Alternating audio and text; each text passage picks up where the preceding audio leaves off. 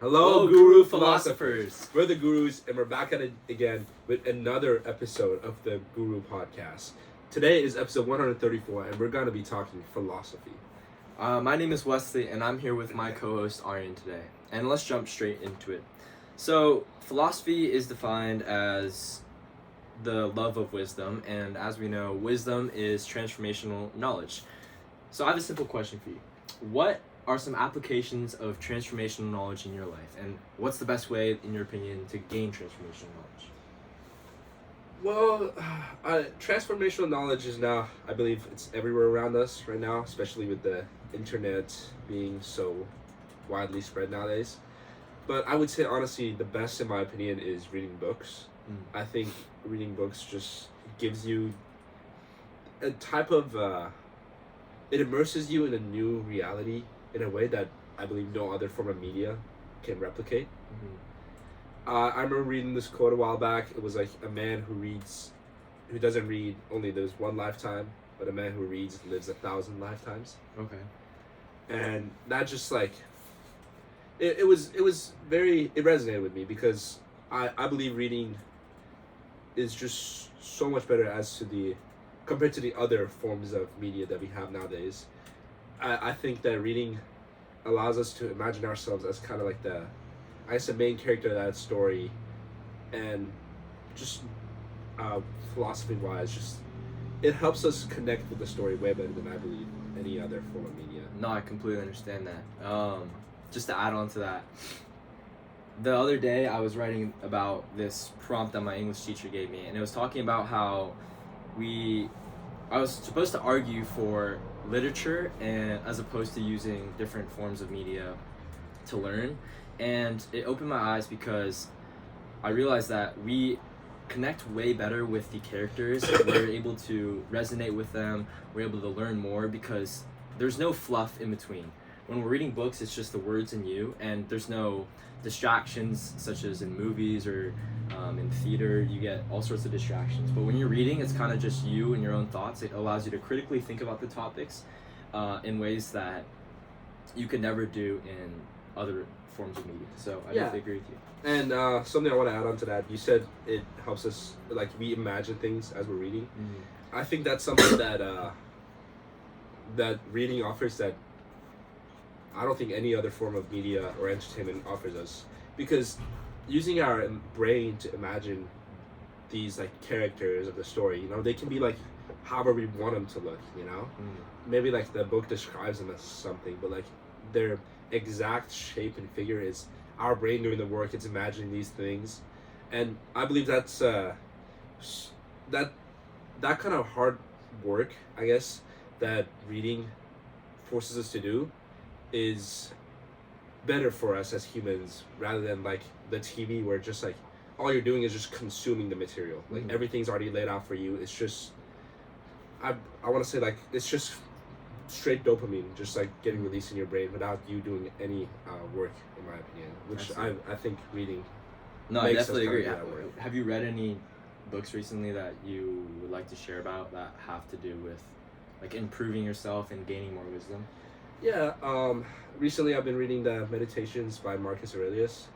It's a book about Stoicism, and kind of just like, I want to look at it, I look at it as a way of kind of like a handbook, just like guiding me to be the best version of myself. That's kind of the mode that's been recently like intriguing me. It's just like trying to be the best version of me there is, and I think this book kind of offers that to me.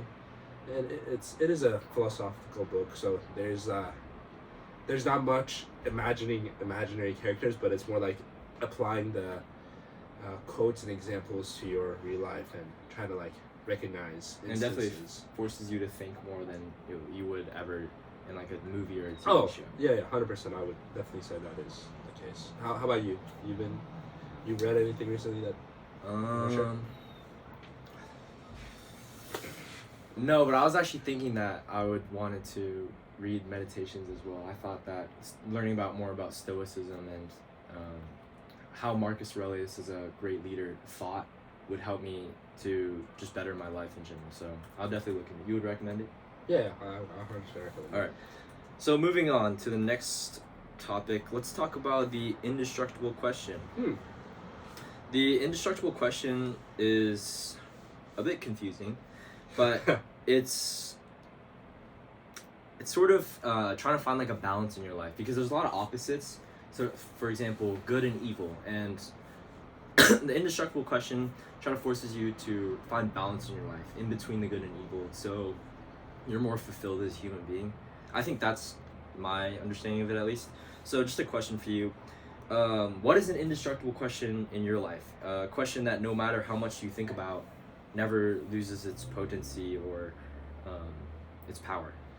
I mean, just to clarify, like by balance, you mean like for this kind of question, like no matter how much I think about it, I can't tip it in any way of like I can't tip it towards a specific answer. You know, it's just always it's remained the same question. You know, it's always remained the same amount of question. Like I haven't gone closer to answering it. Is that kind of what you're asking here, or a little bit? I think go into what you're trying to talk about. That. Okay, I mean, a question I feel like that's always remained a question for me that I haven't gone closer to the answer, no matter how much I've learned, is like the question of God's existence, or like how we're created. You know, I would say, okay, if we're created by an all-knowing creature, which we refer to as God, sorry, then what is that creature created by? Like, what created that God, this all-knowing creature that we know? Like, for me, my brain, I just cannot wrap my mind around the fact that, oh, it just existed, or it was already a thing. Yeah. You know, that's just, I can't understand that.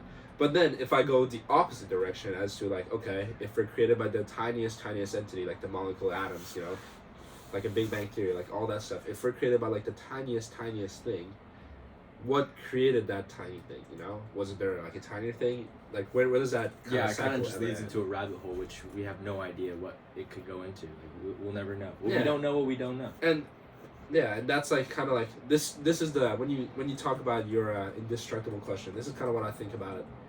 As to like, I've been alive for 19 years and I've learned, I've experienced stuff in this 19 years, and maybe I've like changed my approach to this question, but in my opinion, I haven't gotten closer to the answer. Yeah, and I mean, keep in mind, it hasn't been my life goal to answer this question. Yeah, so. No, I think that is definitely an indestructible question for me as well. It's tough to comprehend all of the different theories out there, because at the end of the day, we'll never know. In our lifetime, I don't think we'll know. And we're kind of just put on this earth to, I think, find an answer that suits us the best. For example, like religion helps people cope with the idea of dying, because they don't want to die. They'll die on this earth, but then after that, they'll go into heaven. Believe in reincarnation. They'll have a spirituality.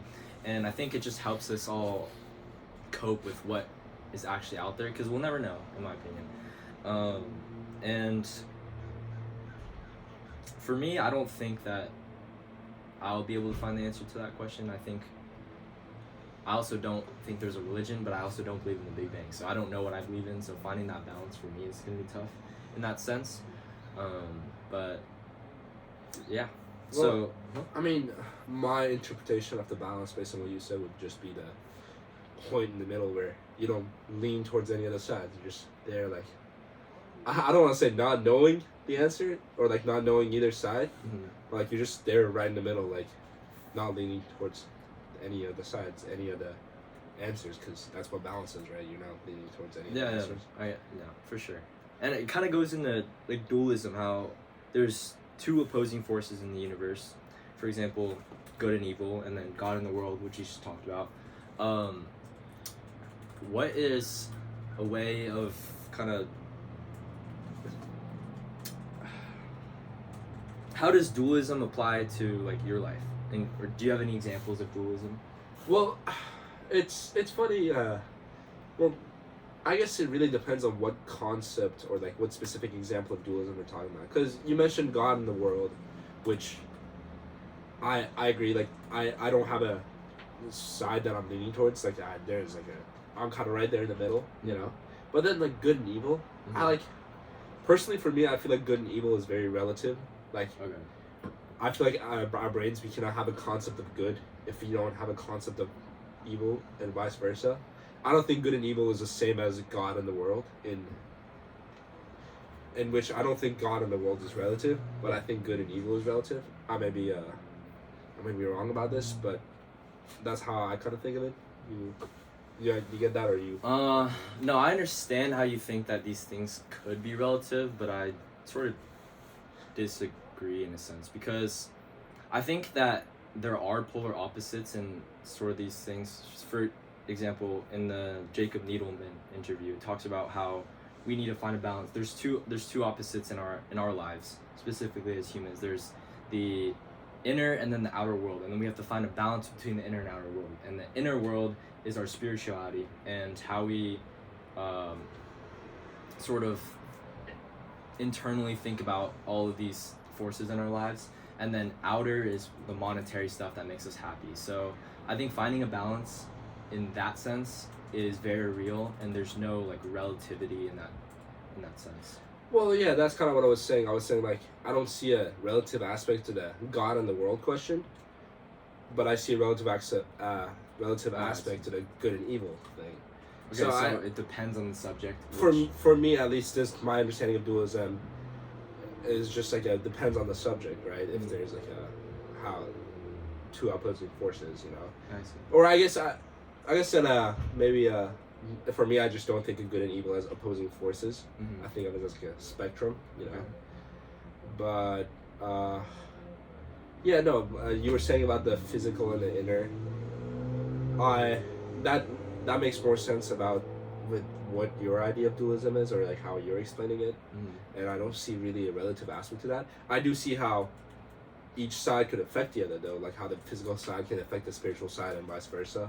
Yeah, no, of course. Like, I can see that too. Because in the interview, he kind of talks about Jacob Needleman. He talks about you have to fully be fulfilled as a human being, you have to have a balance between your monetary life or your physical beings, your relationships, and your spirituality and how you perceive the world. And if you can't achieve those things, then you'll never fully be like fulfilled in that sense. And you know what something that really caught my idea in that interview, like I feel like everyone's always been telling me, like, since I was a kid, like, even though my dad wanted me to be successful, or like wants me to be successful, he always told me, like, money isn't everything. Like, money cannot buy any, like, it cannot solve all your problems. Like, I feel like that's been like drilled into my mind. Yeah. But what I really enjoyed hearing Needleman talk about was the fact that there's almost nothing that money cannot solve temporarily. Oh yeah, I noticed that when he said that. I think he brought up a really good point, because people try and give the perception that money doesn't matter. Money, yeah, exactly. Money doesn't matter. But the way he explained it, money can get you so many things, even on an emotional level, or like the things that make you fulfilled, in a sense where it balances, it helps you get your spiritual side, which people are talking about. Like, you get your spiritual side, or you get your happiness from being with family, being with relationships. But if you have money, you can foster those relationships easier. Yeah, and you know what's interesting, I've been hearing it from a philosopher, was that he categorized money with like these inevitable things in our lives as humans, like sex, food, and time. Mm-hmm. Yeah. You know, he categorized money within those. Yeah. So I feel like, as a wise man, you know, like when he says something like that, I feel like we are kind of like, I feel like society tries to downplay the role of money in it, like you said. Yeah. But it's kind of like it's a pretty big deal. Yeah, it's a large factor. Although there are definitely some instances, I think society tries to portray the polar opposites in a lot of senses, because people a lot of times they give the example that, oh, there's a ton of rich people that aren't happy, that aren't fulfilled. But at the same time, there's also a lot of rich people who are happy, and that helps them become happy. And we don't see that. We don't see that side. We only see the people who are talking about the people who are unhappy, and money doesn't make everything. I feel like it's also like a coping mechanism. Like, if someone doesn't have money, you know, they want to obviously they want to downplay it, you know, and that kind of sort. But that's obviously, like, I don't want to like also like I don't want to overplay the role of money in our lives. You know, I don't want to like Mm-hmm. like he said, like there are some things that money can't fix. You know, but Yeah, no, of course. And sometimes even, I think another question that I found interesting about his talk was, when is enough? Do you remember the instance in which the guy, he asked the guy when is enough, and he's never thought about that question. Exactly, he's just been doing it. So yeah, it could be also that the role of money has become such a large factor in your life that you don't have any other goal in your life other than to chase money. Yeah. And then that can also lead to problems, but But yet again, it's finding that balance. I also feel like having a goal in your life, you know, having a purpose that you're sharing, that's a pretty good good thing to have, you know, something that keeps you going. You know what I kind of going in, I think right after he talked about like greed. Oh, he agreed, yeah. And I like the fact that he's like, I mean, I didn't fully understand it, but I kind of get what he's saying about how if you're aware you're being greedy, it's not as bad as you like being greedy and not knowing about it. Like how about how that carpenter, like Yeah. he said like, how did you amass your fortune? He's like, oh, I was greedy, yeah. and then but like he knew he was greedy and like exactly what he did and when he did it. But like, and Needleman's saying that's not as bad as being greedy and not knowing it or like not acknowledging it. And I kind of get that concept, but really how different is it, you know? How I mean, he also talks about it's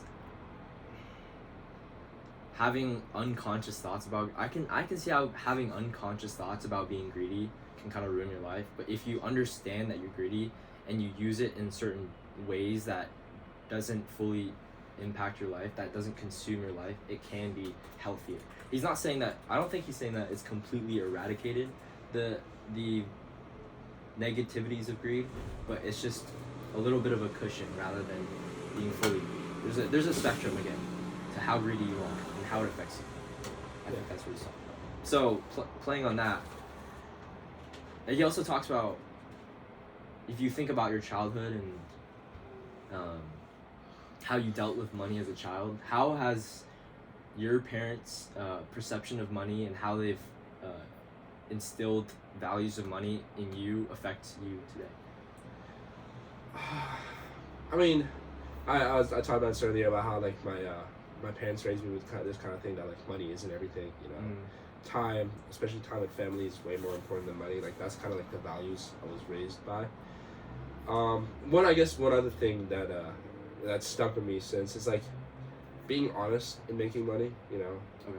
My dad's always told me like kind of make money without taking advantage of other people, like make money where you're benefiting other people by providing a service or whatever it is. Like I guess like don't be trying to take it I don't want to say like the easy way, like just and like I guess it's like hard to put a label to like good or bad, you know. Yeah. After all, there's like, a fine line, yeah. But just like be try to benefit people while you're making money, you know. Like don't be, I guess, evil about it, or like don't be trying to like take advantage of people. Like that's, I guess, like don't be trying to scam people. Don't be like providing services like saying you're doing this, getting the money and then not do it and stuff like that. Just because like being honest, you know, being honest in your way of making a living. That's kind of like it's been like kind of instilled in me since I was a kid. And like I see people my age or like people in general like making money off other people's misfortunes. And for me, that's kind of hard to grasp, like why someone would do that. But I think that's mainly due to the fact that my parents raised me with this kind of idea that this is taboo, like me making money off other people's misfortunes. Yeah. But then again, like I feel like if my parents didn't raise me with those ideals, I wouldn't be thinking that, you know. And so I guess you can't be saying what's good or wrong in that kind of situation. That's just kind of like what my parents raised me with. Yeah, it's just a general question of how it's affected you. Yeah. How about you? A little bit different of approach, but I think my parents were extremely frugal when I was a child. I mean, they led me to believe that we were pretty broke. And I think that has caused me to be a little bit more careful with my expenses. I also have I feel like it also kind of translates, to be honest, it kind of translates into greed. because the more you think about it, if you're trying to save money, you want more money like in the future. You want to save it for a future purpose, whether that be to give it to your kids or whatnot. But it's still a sense of greediness, but it's a conscious greediness in that sense, because you know that you're trying to save money, so have it in the future. I guess that may not be the exact definition of it, but that's just how I thought of it in that way. And I think it's just caused me to have a high sense of value for it because of how much I know my parents work for. Especially because, yeah, both my parents work, so they have to provide all this money, and it's like trading your time for a lot of money. But then you have to sacrifice like other things as well. So yet again, it comes to that balance. If you have a good balance between how much money you make and the amount of time you spend, then I think you're pretty golden in that sense. And I think that whatever I've been reading about in this class, like talking about just the balance in life between inner and outer world, it just helps a lot if you have money. Yeah, balance is the key, whether it's to knowledge or whether it's to the physical world. I feel like just being a well-balanced person, you know, Yeah. like being well-versed in a lot of things. Mm-hmm. And what about generosity? Well, be more specific. What do you think? In the interview, he also talks about it. Well, Needleman also talks about how a little bit about generosity. He doesn't talk about it too much, but he did talk about generosity is a wonderful trait. What about how his like uncle gave him like a 50 cents? And yeah, he was like, exactly. Yeah. I mean, for me, I took that as kind of like how something really small to you can be really impactful to someone else. Like how his example, I kind of took it like as in like, just like how like something like small changes or like small, what we could think of it like as small impacts could have huge benefit or like impacts on others. You know, when we think about something small, could be major for someone else. That's kind of what I thought of it when I heard that example. But if we're thinking of it as like a generosity aspect, I think just, I don't know, I'm kind of like, right now I'm kind of in this mindset, like, think good things, say good things, and do good things, you know, like, just like, be generous. Being generous, what is that? Be nice, be generous, be thoughtful, you know, like, what do those things, like, take away from you, you know? Like, I think, in terms of generosity, I think, why not? If you can afford to be generous in some aspects, be generous, you know? Mm-hmm. And you also have to be thoughtful with your generosity, right? Like, because he gave that example of the homeless man without legs, you know? Oh, yeah. And how, like, there was a guy riding a big fat chick to, like, cats. I felt so bad for the guy. And, yeah, he's right. Like, he's like, oh, even, like, I kind of took I kind of walked away from him, you know? Like, we view beggars, like, as, like, kind of a outcast in our society. Yeah, like kind of like a bad, like it is like we kind of view it as like a virus, you know, like we stray away from it, you know, instead of like trying to like. I think it has multiple parts to it because it can be because of our multiple factors. Our perception of somebody who doesn't dress well, who is not fully clean or shaved or whatever, has a negative psychological impact on the way we view people, and it causes bias. That's one way. And then another bias is that I think parental as well, because if you've ever been with your parents and you've walked around and you've seen like a beggar, has your parents ever been like, oh, like stay away, back up, like they're, I don't know. I feel like I've had that instilled in me. Yes, but I also I mean for me I've had a lot of things where my dad just like donates to them or like gives them money, you know. I think it sort of depends on where you are and like what the situation exactly is. Right.